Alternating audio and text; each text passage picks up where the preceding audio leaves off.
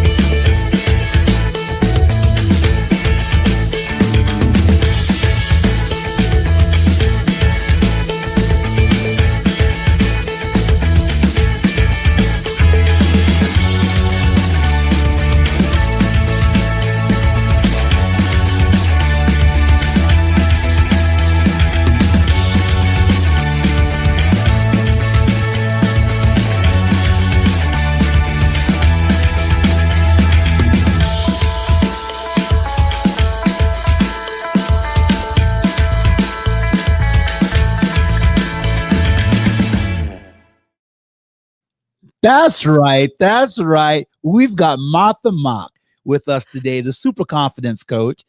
She is the founder, director, and CEO of Super Confident Virginia, or VA. She's the founder, director, and CEO of Dmakeupstation, the multi-award winning mobile hair and makeup artist, the founder, director, and CEO of Super Confidence Coaching. We have the incredible Miss Martha Mock with us today. How are you once again, Martha? I am excellent. And I love the promo, Tony. I have never seen such a beautifully made video. Thank you. I love it. Thank you, Martha. That means so much. You know, I just started making videos probably about a year ago. I just started making videos, and that means so much. I tell you, you're a great coach. You're already boosting my confidence. It's coming from the heart. It's true. Like, that's one of the best video I have ever seen in a promo. So thank you. Oh, thank you so much. Thank you. Martha, we're gonna go ahead and get the wheels rolling, get started. What is it like living in Australia, the land down under? It is a beautiful, calm place. I'm grateful that my parents have give up their life in Hong Kong. That's where I was born and brought me over here since when I was age of 10, 11 years old. And I'm very grateful for the opportunity to be able to blend with a culture that is friendly, understanding, and respectful. So with the sunshine as well, I'm very grateful that at the moment I'm living with my current partner that we live right across the world from the beach, so I can see a sea view every single day, and that is truly a blessing. Well, that's got to be awesome. Martha, let me ask you, it's for everybody that doesn't know, Martha's in Sydney, Australia now. I'm in the United States. And I just wanted to ask Martha, this is a personal question I want to ask you. I hope I don't get too personal. Am I still as handsome on Saturday over there as I am on Friday in the United States? Absolutely handsome, charming. It's not just about handsome, it's about the knowledge that you have inside. That's what makes you charming. Oh, I'm signing up for every class you've got.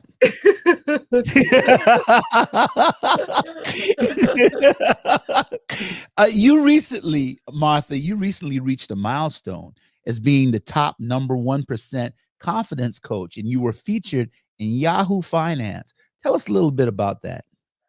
I was a blessing. It was truly a blessing because I only been in the coaching world for about 14 months. But the truth is I've been a makeup trainer. I have been in my businesses for over 20 years.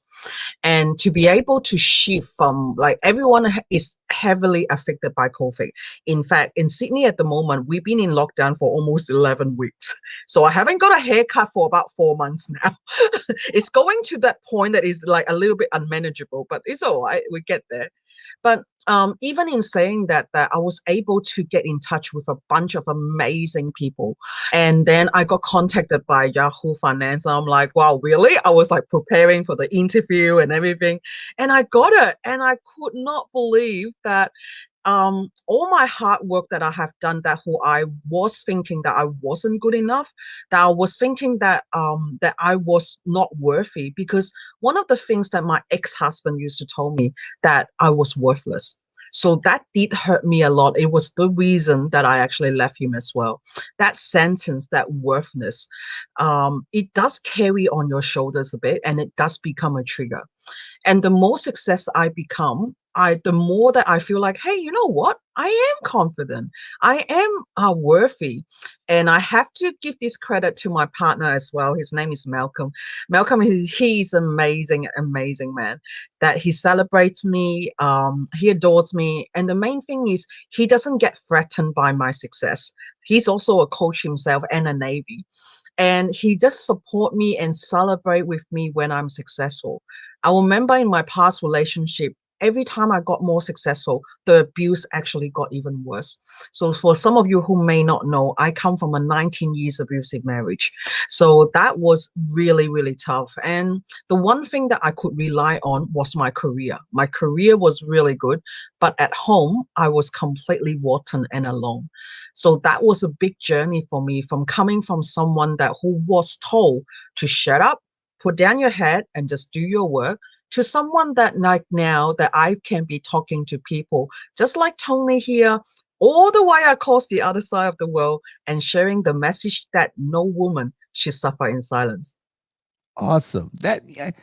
You have such a wonderful story, and it's so prophetic, because I was just getting ready to ask you that question, and you just tapped into it. But it's awesome. I was going to ask you, was there a direct experience or experiences in your life that made you coin yourself the confidence coach? And to tell me a little bit about the origin of the superhero or the shero, Martha Mock. Thank you, Tony. I think that at a very young age, as long as I will have been remembered, I was someone that who was weird, who was not following the rules. I call myself a little rebel because I don't like to follow the law. And because of that attitude of not being rude, but just wanting to be myself and be true to myself, I was being bullied at school since the age of 6. So I have no friends. I was sitting alone in what do you want, cafeteria, all by myself for a good few years before I moved into Australia.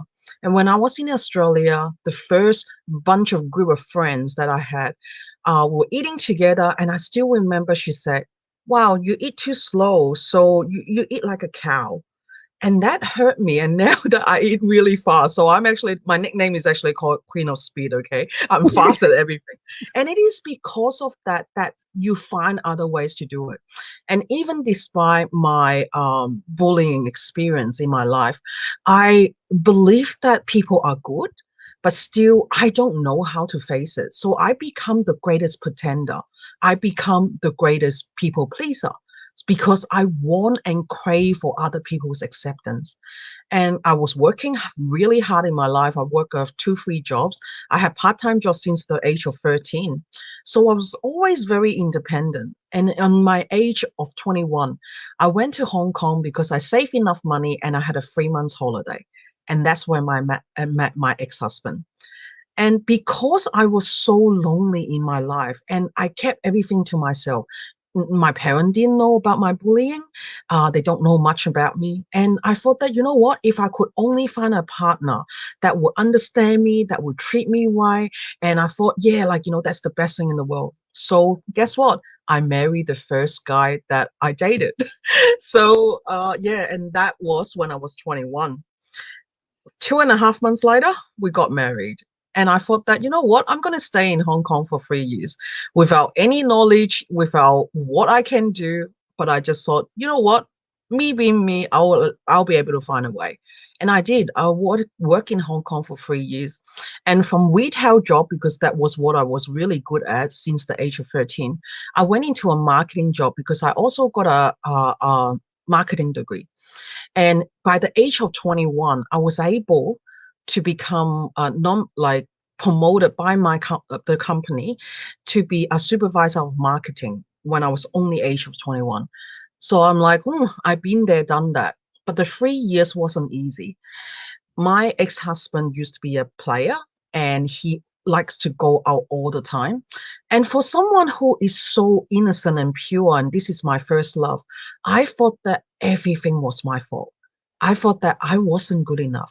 I thought that I wasn't attractive enough. So I put on weight again. So weight is something that I always battle. But when I went back to Hong Kong, that was the skinniest I ever been in my life. So I met him. And then afterwards, because of depression, I turned into emotional eating. So I become bigger and bigger and bigger. And he is really skinny. Like he's more skinny than most girls. And I was like, the distance from us grew bigger and bigger. And when SARS hit Hong Kong, it was about 3 years later, I was in such a depressed state that I said, I really want to go back home because I was working so much that from 9 o'clock in the morning to 11 o'clock at night, 6 days a week, it was way too much for me. I was lonely because my immediate family was in Australia. Only my extended family is in Hong Kong and my relatives. I said I really wanted to go back home. So I did. 3 years later, I came back to Australia and started my life again. And I didn't know what I can do because I went into a buyer job also for Optus. It was a good company. But one day when I walked to work, my knees starting to shake. And I'm like, I can't eat. I can't, like, I feel like this enormous pressure in my heart. So I went to the doctors and they prescribed me some antidepressant tablet and I was allergic to it. And my teeth was grinding and I feel really, really, really sick. So I said, what other alternative can I have? So I said, okay, go and do a part-time job, heal yourself first, and then we look at other solution. So at that time, I was attracted to self-development. I was interested to say, okay, what can I heal myself with? I was lucky enough to be able to find a receptionist job working for this naturopath. So it showed me another way to like to the traditional medicines that we can take. I started taking supplements to help myself better. But one day I was looking at the TV. I'm like, I'm watching the news. I'm watching Born and Beautiful. I'm watching all those TV shows that only go old granny watch. And I'm like, I'm only 26. What am I going to do for the rest of my life? And I'm like, oh, okay. I'm always been a creative person because I was really good in art when I was in school. I'm like, why don't I start learning makeup? And I did. And I did. And within the first year, I won a big competition as a first prize winner. And I'm like, looks like I got a bit of a talent in this. And that's how my career started in the makeup world. 16 years I was in there. I have opened multiple shops that is related to the wedding industry. I have been flown all over the world. The one place I only haven't been into is America. So that's my next on the list to go to America. But I have been into London. I have been in Paris. I have been into like other Asian countries. But I still feel like that I was alone because normally I travel alone for my work. And then my husband will do his own thing. And I work mainly on the weekend. He work on the weekday. So we have this disconnection afterwards. And the more successful I become, the lazier he became. So I'm guessing at the end that he actually turned into drugs and doing all other dealing. So the person who I once met, who was supporting me, encouraging me, have changed because of how successful I got. Maybe jealousy, maybe not feeling like that he's a man, because I can be quite masculine in my energy as well because I don't know how to fight otherwise. I don't know how to face my life without those masculine energy. And I didn't know how to balance it because I wasn't getting the love and care at home.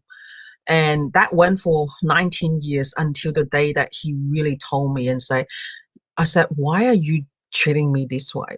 I pay for the food, I pay for the bill. You haven't really been working for about 10 years. So I have not complained. And why don't you actually treat me a little bit better and treat me as a person and with respect? He told me that because you're worthless, you're not even worth a pile of dirt to me. And Wow. I cry and cry and cry. And then I stop. If I'm worthless, then you can go and get out of the door. I pay for all of this and I don't need you in my life. But before I can say that, I remember I used to tell myself, hey, you know what?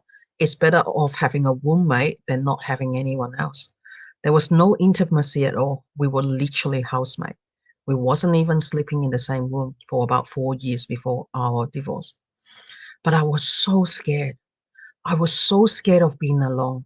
I was so scared that, hey, you know what? I'm close to 40 years old. I'm overweight. I'm not that pretty. How can I ever find another person to be next to me? And I thought, okay, I'll just stick with it. Stick with it. I used to have to hide money under the car carpet. I have to hide my money to my friend's place because and I developed this money block that I don't want to know how much is in my bank account because every single time I check it, a chunk of money will be actually taken out to the point that I cannot survive anymore. And I'm like, no, I can't do this anymore. I really need to leave. And when I left him, I gave him my car, I gave him a bunch of money, and I said, here you go, that's you're on your way. And I thought I was free. I thought. And he just wouldn't leave me alone. Every now and then he will call me about money. Every now and then he will call me about money. And I was in that state that every time I see his number on the phone, I would start to shake. The tremble was from my heart. I was so scared of him. And then one day I was online dating at that time as well. So I tried to get myself out there because you know what? Yes, I'm old. Yes, I'm not that pretty. Guess what? I'm a beautiful person inside. I know I will find someone that deserves me. So I did go on online dating and starting to meeting people. And one of the guy that I met, even we didn't end up romantically together, but we become really good friends. And he is a psychologist. And I still remember that night that my phone rang. It was my ex-husband's call. And I started to tremble. And my friend turned my phone around and put it on silence. And I'm like, really? I can do that? Said, yes, you're in control. I'm like, wow, I'm in control. And after that day, I have blocked his number. He have tried numerous times finding friends to find me, but I never returned calls. I never talked to him personally ever since then. And it has been about 3 years ago. And and doesn't mean that he doesn't find me for help. I just recently, 2 days ago, received a message from his friend asking me for something about him. And that scariness did come back in. But then I was able to control it this time. And I said, I'm in control. I'm not going to give my power away anymore. I'm not going to give power to the people who used to hurt me. So after that initial shock, and I was able to get back into myself and tell my friend again that thank you for doing this, for translating the message, because I would not want to speak to him. And recently I did a podcast about an open letter to the ex. It was a video recording that I have to say a letter to him in my own voice. And it was truly freedom. That's the only word I can use. It gave me the freedom that I've been longing for, but too scared to have. Because yes, we're confident, but not in all areas because we're imperfect. So there will be areas that I'm very confident in, but there will be areas that I will question myself, just like dealing with the situation with him. And that open letter to my ex really helped me to move on. But it doesn't mean I won't have triggers, just like all your audience out there. Yes, you may have go through some situation that you thought you've been healed, and trust yourself that you have been healed. Triggers are normal. All you have to remember is that you have the power to control it. And that's some of my history there, Tony. Your story is your story is mesmerizing. I'd like to just interject and say that you are a beautiful woman. It's crazy to me how and but if that's all you hear, like I could tell you, hey, you're beautiful. Now your husband tells you that, and it means something. But when the other guy that was supposed to be your husband would not say it, you can hear that a million times from everybody. Mm, But if the person that you really need to say it is not saying it, then mm. you feel like you're not beautiful. Exactly. That's how a lot of women feel as well. And that's why a lot of women have that insecurity in themselves. They can't actually tell themselves that I'm beautiful. And I give these tips to anyone out there that who may think that they're not worthy. They need to hide behind makeup. They need to hide behind a mask. Go to the mirror every single morning and start telling yourself you're beautiful, because that helped me to develop a filter in my eyes, to develop acceptance in myself.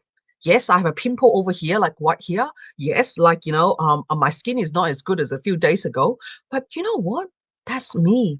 So I feel beautiful. As long as I feel that, everything become better. And do communicate to your partner. Tell him that, oh, baby, I love it when you call me sexy. I love it when you call me honey. And what would they do? They start doing it more. Because as your partner, as your loved one, all they wanted to have is to make you feel happy. So communicate and don't be scared about sharing what you need, because that's how you're starting to overcome insecurity and starting to build confidence in yourself. Awesome. How long was the process, Martha, in finding yourself again after freeing yourself up from the shackles of the abusive It took me relationship? about 2 years to be able to find myself. I still remember my current partner. He actually said, when he first met me, I said, "Oh, wow, you're very different. You are not insecure and you are truly confident." Because for me is I have been through so much in my life. I have met my fair share of different men on the dating world, from someone that who never dated before to someone that I say, okay, within 5 sentences, I know if I want to talk to you or not. So I have done my study. I went into like doing 60 different classes about dating and like how to understand men, all that kind of stuff, because I really have no knowledge. And that's what got me understanding and say, hey, confidence is a big thing. One of the sentence that is that truly allow me to heal was the sentence that you must forgive him and forgive yourself. It's not about just forgiving him, but it's about forgiving myself. Wow, that was a big one for me because I was blaming myself for rejecting him. I was blaming myself for leaving him. I was blaming myself for everything that happened. So until that moment that I say I need to forgive myself, that's when the big transformation started to come. I started to feel good from within. I started to show my confidence. I started to show that I'm real, I'm different. And that's what got attracted to my current partner. I always say that he is my ideal partner. But the truth is, when I first met him, I didn't know. My eyes were so clouded in fear and all the old triggers and old memory. As a woman who been into abused marriage, the one thing we're scared of is that what happen if I get hurt again? And that can stop a lot of people from keep trying and finding the person that they deserve. And if that I can, from my own learning, the one tips I can share is if you want to win the lottery and you don't go and buy the ticket, it will never happen. So why not keep letting the ticket out and then see what will happen? There's a lot of coaches, including myself, that can help you to protect yourself and build your confidence from within. But you must first willing to try and understand that you deserve the happiness. You are worthy. And based on that, that I have to remind myself every single day that I'm worthy. I'm this person. And then I started to see, wow, he is my ideal partner. He is someone that I always dream of, but never dare to have. He's just amazing. I give him a lot of credit. Well, I'm glad you met your soulmate. I absolutely am glad you met your soulmate. What's the old saying? A flower has to go through a lot of dirt to find some sunshine. So Mm, you had to go through a lot of dirt to find your sunshine. exactly. Yes, ma'am. And it's Martha, so true. I look oh, at go my ahead. smile. Yeah, I look at my smile. It was my birthday about 2 months ago. And I look at through my Facebook memory, and everything that I can see 10 years ago was all about the material stuff. I was having a Louis Vuitton handbag. I have a bunch of nice flowers. I was in fine dining. Everything was materialized. It was not even one single of photo of me smiling in front of the camera. Not even one. In the last 2 years, even that my partner, because he's a Navy, he has to go on to deployment. On my actual birthday, he wasn't here. But I was still able to post a photo of me smiling and thanking the world for the blessing that I got. And that was the true transformation that made me realize this year. This year has been hard because we've been in lockdown for so long. And it is the first time that I'm alone by myself without him next to me during the COVID season. And it was hard hit when the first time. And I appreciate a lot more of people who are single and the people that who are in isolation and in lockdown situation. It does affect a lot of our mental health. But just looking at the photos and seeing my transformation, how it come to, I feel true blessing.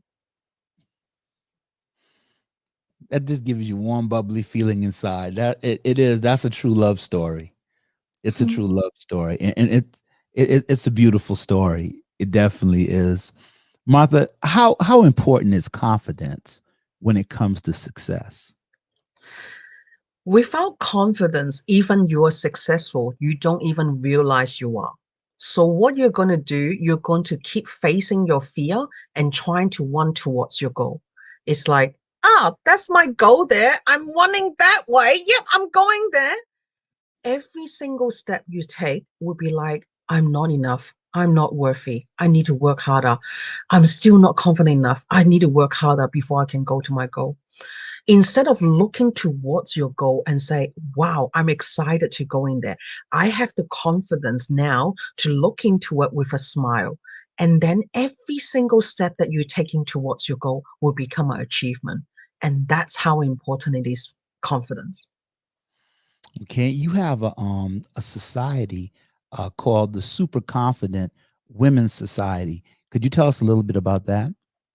Yeah, I recently just changed the my whole group into the Super Confident Woman Academy. I wanted to have a place for women that we can get together and build our confidence together. I have special guests coming on to share their wisdoms with us, to let us know that, hey, you know what? Doesn't matter what our colorful past is, we can also find be confident. And we don't have to be confident in everything. We can always learn and improve in all the area of our life. So it's not a death sentence if you don't get somewhere. It's just a process of another learning step. I always believe in finding wisdom from our past. So instead of letting the past hold us back and get us trapped into certain emotions, why not as women we join together, learn together, and rise together to be the super confident woman that we deserve to be? And that's what the economy is about. Can you explain the victim aggressor creator model to us? Of course. When we are in victim mode, we want the attention and validation from the world because we don't feel good enough in ourselves. And in victim mode, we always feel like that, the world is against us. Things happen to us, not for us. And that's what a victim mentality is. And when we are in such compressed negative energy, we then will have to have like any pressure cooker. If you do it for too long, it will burst. When we burst, that's when we go into an aggressor mode. We started to complain about everything and everyone around us. We could be complaining that the cat is yelling too loud. The door is actually not locked properly. We could even complain about the weather is not smiling at you that day. But it's something that is outside world that you can't control, but you complain and complain and complain. So yes, you become a whinger. And what whinger would do is they whinge and whinge and whinge. And unfortunately, the aggressor and the victim is literally a cycle. When you become an aggressor, complain enough, then you go back into the victim mentality and keep wanting to get more attention from people, wanting people to agree with you. And that is a vicious cycle. Not until the moment you realize, you say, stop. Why am I actually feeling so bad? Why am I actually being so angry all the time? Because that was me. I was really angry about everything that's going on. And the only thing that I know how to do was either flee or fight. It's either one of the response. So not until I say, okay, I'm going to become the creator of my life. Whatever happened is the past. It's something that I cannot control. It's a history that I cannot go back into fix. So what can I do? Is to stay in my current moment. A lot of people get confused about manifest and dream. I love manifesting because if I didn't manifest even my current partner, I would never have him. But by manifesting, how to avoid it just becoming a dream is that you must take appropriate step from where you are now to where you want to be. For example, you're at 20% over here. It's like a bubble or circle. Then your 100% is a bigger circle over there. Manifesting is about building a bridge from 20% to 100%. Dreaming is about sitting here in the 20%, looking at that 100% and start drilling about it. They have no action, only ideas, and it will never get into that. And the difference on that of a creator is that they have a dream. They have manifest an image, a vision that they wanted to be in, but they don't just sit there. They take action by building a bridge from 20 to 100. And I sometimes tell my clients what they can do is in that bridge, start using logic because logic kills emotion. So if you're imagining now you're at 20%, you need to go into that 100%. Now I need to build a bridge. What material would that bridge look like? How am I going to build a bridge? How is it going to be structured? How are they going to be tied together? Is we in my head it come up as a like those old Chinese movie bamboo stick. So they have two bamboo long and then shorter one inside, and then I use water string to tie them up. even just talking about that logical sense, immediately your emotion will come down because logic kills emotion. And by having that step-by-step plan is how you're going to achieve your manifest, what you're wanting to do. People who get what they want wouldn't just sit here. They will continue to take approach and action to go achieving their goal because things happen to a creator, not like things happen for a creator, not to a creator. That makes a lot of sense. It makes definitely makes a lot of sense. I gleaned a lot from your page in particular, and I have it I have it up, guys, where you can contact the coach here, our confidence coach that's with us today, Martha. Superconfidencecoaching.com. That's superconfidencecoaching.com. And these are some of the things I've been gleaming from her page. Another thing I gleaned, Martha, I'd like you to explain a bit of. Your smile is your trademark. Your personality is your logo. What you leave behind after you meet someone is your code. I really like that quote myself. I really do. Yeah, I like that quote. I like that quote. Um, I'd like you to elaborate on this a little bit for us. The time will never be right until you realize it is now. We always say that, you know what, I should wait for next morning, just like me cleaning my house. Okay, I can wait, it's not too bad, I can wait, like, it's okay. And then I'm waiting till my niece is coming over tomorrow, so like, you know what, she will help me to clean the house. It will never happen because the time will never be right until the moment you said, you know what, I'm going to sit down and do it. And that's why I've been so busy for the last 2 days. I'm building my own funnel for the next workshop that I'm doing in 2 weeks' time. And I am very technology challenged. I used to be. I don't even know how to use Zoom or all this streaming thing before. I have to learn it in the last 14 months. And yesterday, and I joined this new program that allowed me to actually build my funnel. And I did build mine. Like, this is the third funnel that I actually built. And I'm like, I'm so proud of myself. Yes, there's a lot of things in there, but if I don't do it now, when is the better time? They keep saying, so when is a better time? It will never be a better time until you agree that it is the time now. So you're in control. And I always say, like, some people would like to have a 7-year plan, a 10-year plan, and things like that. I'm not really into that. I'm not. I only wanted to know what happened next year. Like, I like to plan ahead, but I don't want to know too much else because I want to stay in the current. I want to stay in this very moment of what I have, what I can control. I once heard Tony Robbins says fear and faith is created in our head. So we have a choice of, do we want it to be trapped by fear, or do we want to have faith of what's going to happen? So the future, it hasn't been made yet. So it is an unknown and an unseen. And also the past is something that has happened. It's a history. I can't fix it. So what can I control? This very moment. I once did a timeline therapy during my NLP mastery course. I'm also an NLP pack. It did took me to the moment where I first experienced fear.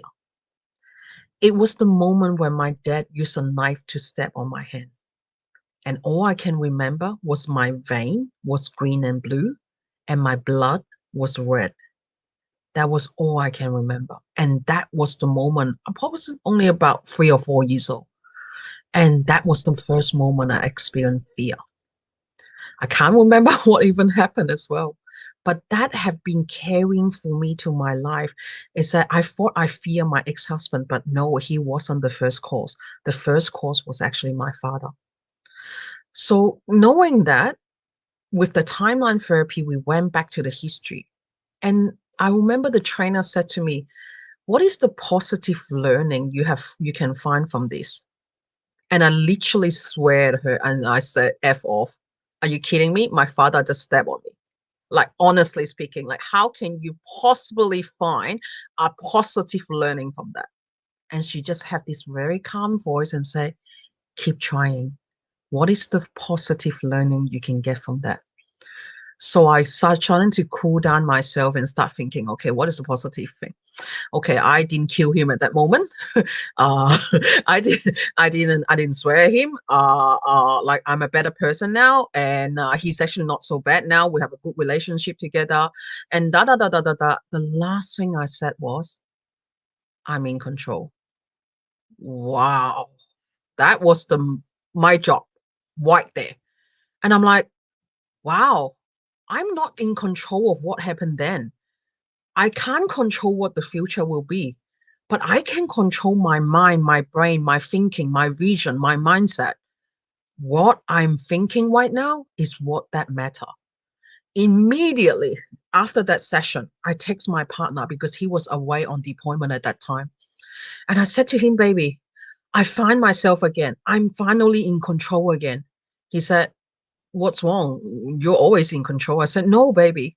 I was living like a zombie for the last 3 months because I lost my dear cat that was with me for 16 years. I was in a very bad depression again. Not as bad as last time, but still, it was a bad depression. I was going through grief for 3 months.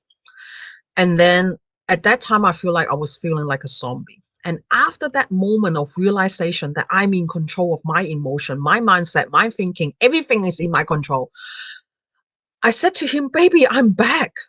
I'm finally free from my trauma, from that control of my past. I am taking control back.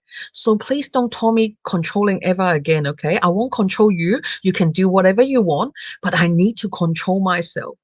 And to have that really clear boundary, this is one tip that I would like to share with you and everyone, Tony, is that care and control is a very fine line. Just like you're telling a kid to eat this, it's very nice. Have this, is very good. Eat it because I tell you to, is really good. So what have I become? From caring and say, I wanted to share this with you, to trying to control other people's action. And who likes to be controlled? No one likes to be controlled, isn't it? Even my cat, you ask her, you try to control her, never happened. She's called Bell Bell the Destroyer, okay? Like she have her own Instagram account because of how much of a destroyer she is. Oh, absolutely crazy. But even my cat don't like to be controlled. Do you think another person would like to be controlled? No. So I have to now stop myself to think, okay, am I caring or am I starting to go into controlling? And that really helps to wake me up. And I starting to believe that I can finally respect the other people model of the world. I respect their belief. I respect their value because it's only real to them. Even me and you like coffee, I like ice cream, but we may like it for different reasons. It does it doesn't have to be the same. All we have to have is that respect that the other people is allowed to make their own choices. We can suggest, we can guide, we can inspire, but we cannot control what the other people do, act, or think. They're not babies, okay? They are adult, they're human, they deserve our respect. So let's do that. Let's be caring, not controlling. Mm. Um, I tell you, we're definitely gonna have to have you back. I'm gonna ask you a couple more questions, and I'm gonna let you go because I don't want you to just overstay your time. I know you have something else lined up. You said, and this is the one that really hit me the most, like a ton of bricks that was on your page, and I definitely want you to talk about this a bit. Nothing is more expensive than a missed opportunity. Mhm. I agree with that a lot because there are a lot of chances that is happening to us every single day. I call it the free C. We have a chance that given to us, and we have to make a choice of accepting it or not. But even when we accept it, we must be flexible to allow us to change. Because if we don't change, the path of us will not change. You cannot expect the same result to get a different outcome. just like what I did for 19 years in my marriage. I expected the same result of him going to be a loving, caring husband. And I was doing exactly the same thing. It still, of course, it didn't work because I haven't changed anything. So if you don't take on opportunity, you are going to miss a chance of getting better. You're going to miss a chance of being able to change and try something different. It is so costly because you don't know what you're going to miss. Just like me finding my partner, everyone at that moment told me, my God, you're a professional dater. Oh my God, you date so many people. I can't even remember how many guys you talked to in 1 week. And I'm like, yeah, because I'm searching. I'm not playing, I'm searching. I'm searching for one that I can be happy with for the rest of my life because I don't like heartbreaks. I don't like to waste my time. So I need to search until I find the right person. And if I didn't give myself that opportunity to try, if I didn't give myself that opportunity to be myself and be the confident self that I am, I can be quite tough, especially next to him. He's very nice, like, he will let me go. But if I don't show him who I am, how could I be happy? Isn't it? So don't miss the opportunity that to be you. Don't miss the chances that is given to you in life. A lot of us were given chances. Say, hey, would you like to come on this podcast with me? It's a chance. If you don't take it, you will not talk to a wonderful person like Tony.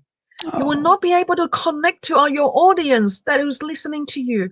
So a chance is so valuable. And the chance that if you miss it, it will never come back to you again.